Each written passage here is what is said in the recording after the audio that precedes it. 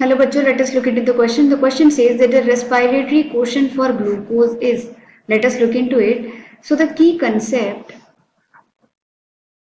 that we would be talking is RQ, which stands for the respiratory quotient. Respiratory quotient.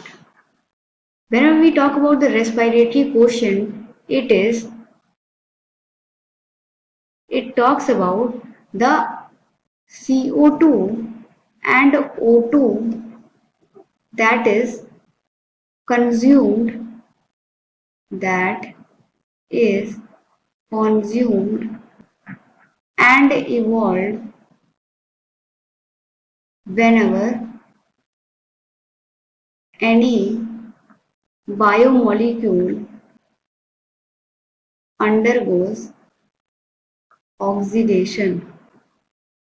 Let us look into it. तो RQ quotient एक बहुत simple value है. Suppose कोई भी biomolecule हम पढ़ेंगे, organic acid पढ़ेंगे, carbohydrate, protein, fats, ये सब जब भी हम पढ़ते हैं तो उनकी हम आर की वैल्यू कैलकुलेट करते हैं कि कितना हमने ऑक्सीजन दिया, कितने ऑक्सीजन के प्रेजेंस में ब्रेक डाउन होके क्या हमें equal amount of CO2 obtain हुआ या नहीं हुआ.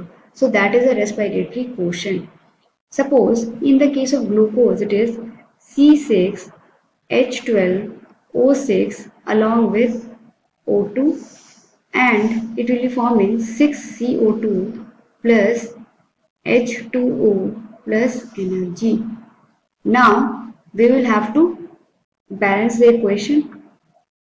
For the balancing of the equation, we see that at this side there are 8 oxygen and 6O2 is present over here, and apart from that one O2 is also present here, 12, 13, and this side it is 8.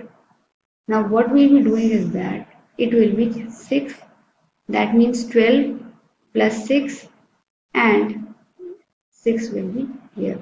Now it is equal. Now the formula for RQ is the CO2 that has evolved divided by the O2 that is absorbed during the process of oxidation. Now the number of CO2, it is 6, divided by O2 absorbed, it is 6. The RQ value will be 1 for glucose, that is a carbohydrate. So we can say the respiratory quotient for glucose is 1. और वही जब हम बात करेंगे fats और protein की, तो इनकी वैल्यू